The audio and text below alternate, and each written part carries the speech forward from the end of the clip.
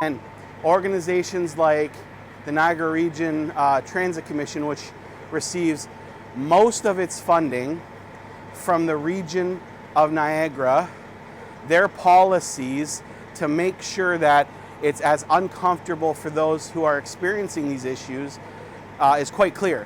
And when someone comes here to report on it, you have security guards threaten them with trespass to property. They call the police. You threatened it. So I'm not trespassed then. Oh, I'm not trespassed. Okay, I stand corrected. I'll give him the benefit of. I'm not being trespassed. Oh, so now I'm loitering? Do you understand the definition of loitering? That's not the definition of loitering. Which is not the definition. Okay, so he's accusing me of loitering. He doesn't know the definition. So I'm not trespassed, and maybe by his unique interpretation, his novel interpretation of loitering, maybe I don't know the operation of his head. Maybe I'm loitering in his mind. I'm not.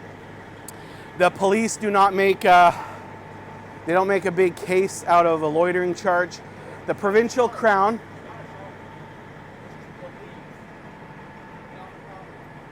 And what if I don't? And what? And charge me with? They can't forcibly remove me without a charge. The only time someone can take me is if I'm in custody. Now, I realize that my mic is not picking up what he says. He says that loitering is not a charge. The police will just like gently handle me away, which they can't do actually. What?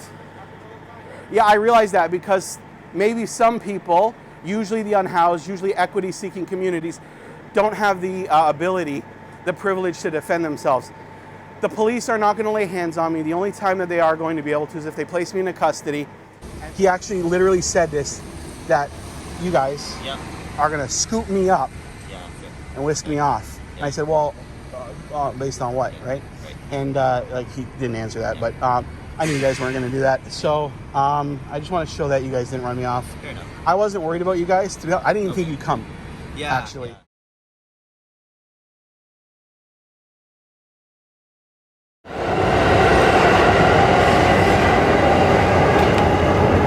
So this looks like a metal covering for the subway vent, which is underneath it. At first I thought it was a bench, but you can really only sit on this corner of it. You'll notice that the top of this is incredibly uneven, and then there's these raised ridges which are on all 5 of them. And what happens if you try to lay down on it? Is that even possible? Oh, that is like the most uncomfortable thing I've ever experienced. This ridge right here is going into my spine, and that's on purpose, and this is called hostile architecture. And critics of hostile architecture say that usually these types of installations are cruel and unnecessary because they target the needy. And we're gonna look at a whole bunch of examples of this. Subway benches that serve no purpose, a train station designed to make you go crazy, and several parks that look nice, but were designed to be so uncomfortable that you'll leave after 5 or 10 minutes, and they're all here in New York. Now, hostile or defensive architecture consists of public installations like this, which are designed to do one thing while preventing another thing. This right here is a normal uncovered subway grate, and in the wintertime when it's cold out, someone with nowhere to go might want to use an area like this to help keep warm because warm air comes out of here. And right now, New York City is experiencing record homelessness. And lately, both private developers and the city have been building all sorts of things like this, but they've got to be really sneaky about it, because when I found out what these were, it made me pretty uncomfortable to realize that they were specifically designed to stop people who have nothing from staying warm in the wintertime.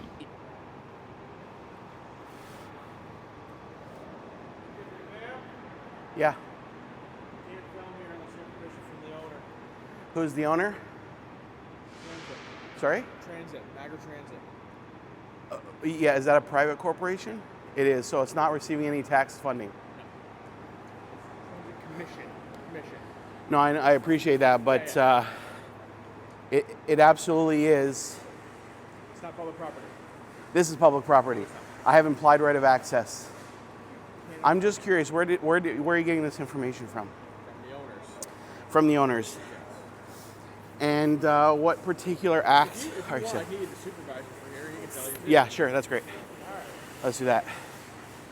I have an absolute right to film here. Why are cities full of uncomfortable benches? This one has armrests to prevent you from dozing off. Here's another, again with the arms, the stiff metal. And this one, it's brand new. The MTA in New York City began installing them as a part of a subway enhancement plan. And they don't call it a bench. They prefer the term leaning bars. So what if I told you it was designed with discomfort in mind? New York City is filled with some of the most innovative architecture and urban planning in the world. Today, nearly every kind of public space here has been developed with close attention to detail. So these benches are no mistake. They're designed to allow you to sit, but not get too cozy, and that's intentional. The concept stems from a school of thought that goes by many names, but today we'll use defensive design. Defensive design is about moderating behavior. The goal is to limit the ways an object can be misused. These benches have armrests because that will prevent anyone from laying down. Their short back is another nod to say this bench isn't yours forever. This trend is worldwide.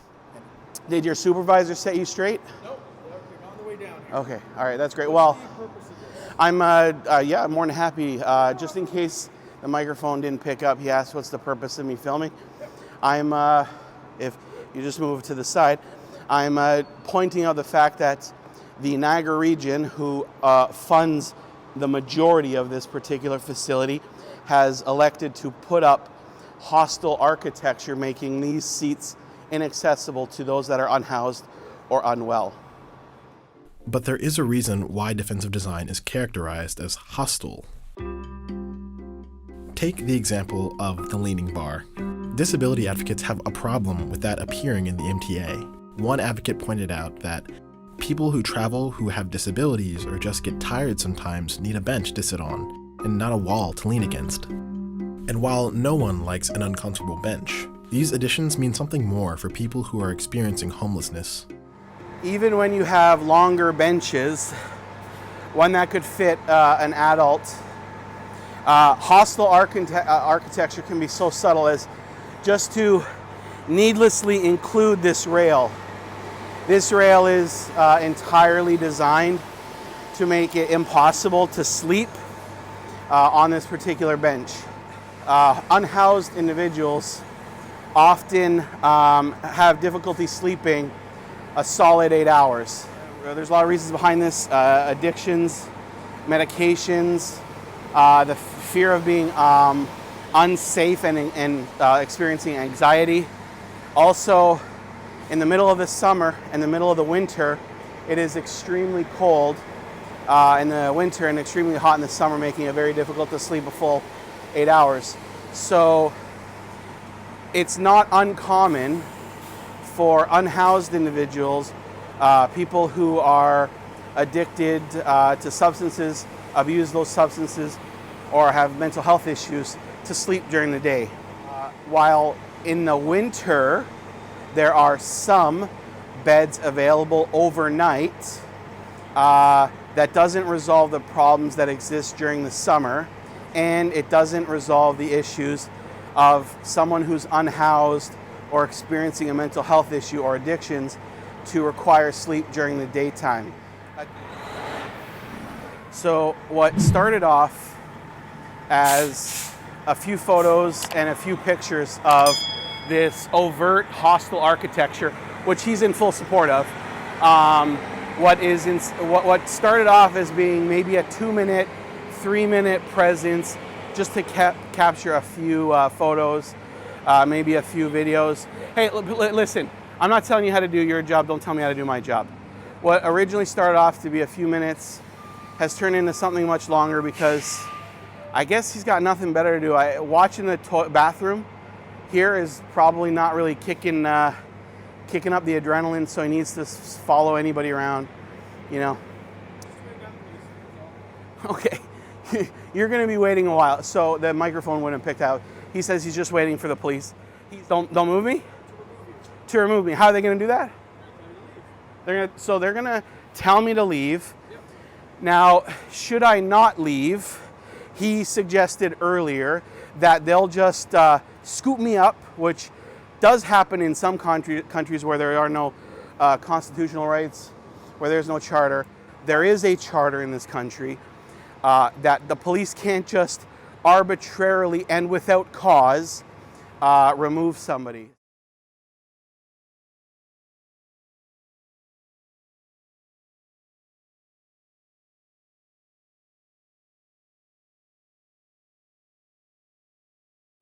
Okay. Hi. Are you talking to Angel or me? Me. I don't give my name out. You can put just unsub one. Someone? Unsub one. Unsub one. Yes. Okay, what's... Yeah, I'm just filming a micro doc about the unhoused in Niagara region. Okay. And I don't know if you've ever heard this term hostile architecture or hostile design. So yeah, it's okay. Most people don't know. So it's a little bit hard to see, but see where that gentleman's standing next to the bench? Yep. So that bench, you know, maybe two smallish size adults, two children could sit there, but you'll notice that in the middle there's that little armrest. Right. It serves no other purpose. The reason why it's there is to make it impossible for someone to sleep. You know, if a private corporation on their private property wants to engage in that, there's nothing I can do about it.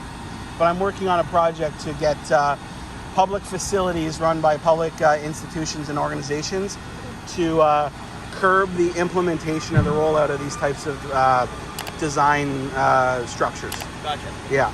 So he's telling me I can't film here. I know I can. You might have a different opinion on that. That's fair. I'm not here to get in a pissing match. Yeah, I honestly, no. He's telling me it's private property. It's not. Well, I know. You're in the middle. all I'm here to say is, for whatever reason, you can film. Yeah. There's no expectation of privacy. 100%. In public. I told him that first of all, I'm not like rising to the level of disco, Yeah, right. nothing like that. I'm just filming. I'm not even trying to get the patrons using the facilities or the staff. Yep. I don't care. It's actually not about the people that work here. I'm sorry. I'm just gonna put this down. Yeah. It's not about the people that work here. It's not about the people that use the facilities. Yep. It's just about the facilities themselves. Okay. What was supposed to be like literally a 5-minute thing, just a couple of videos, capturing the different styles, because that's one style. The bench is immediately behind you where the coaches normally pull up. Okay, That's yeah. a different style. They have the same armrest. Gotcha.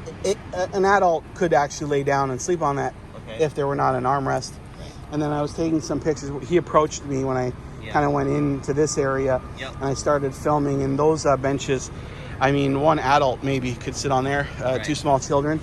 Again, intentionally designed so that no one can lie down. Yeah. I don't care what his opinions are on loitering, whether unhoused individuals have a right to access these facilities or not. I'm just pointing it out. Fair. He's telling me he hasn't trespassed me, by the way. He's just saying that you're going to scoop me up because I'm loitering. I'm gonna be honest. I'm not scooping anybody up. I know. He actually literally said this, that you guys Yep. are going to scoop me up Yeah. Fair. and whisk me off. And I said, well, based on what, right? And he didn't answer that, but I knew you guys weren't going to do that. So I just want to show that you guys didn't run me off. Fair enough. I wasn't worried about you guys. I didn't even think you'd come, Yeah. actually.